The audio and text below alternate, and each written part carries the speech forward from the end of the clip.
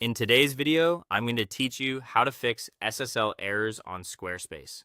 By the end, your site should load securely with that familiar lock icon in the address bar, and those browser warnings should be gone.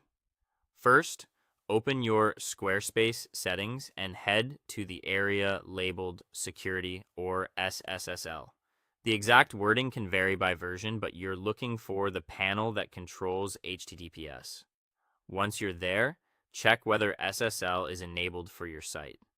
SSL, or Secure Sockets Layer, is what encrypts the connection between your visitors and your website, and browsers expect it to be on.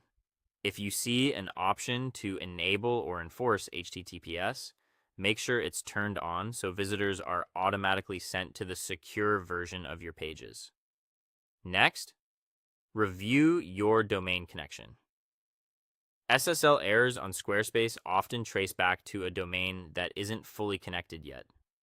Look at your domain status in the domains area. If you see messages like connecting, processing, or DNS not configured, that means the certificate can't finalize because the domain isn't fully pointed to Squarespace. Follow the on-screen guidance until the domain shows as connected. You don't need to change anything else here. Just confirm it's fully connected and that there are no alerts.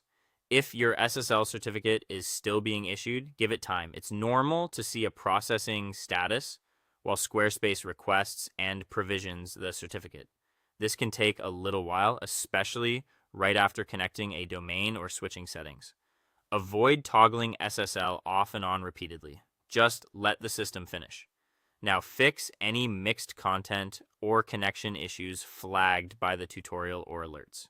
Mixed content happens when parts of a page, like images, scripts, or embeds, are still loading over HTTP instead of HTTPS.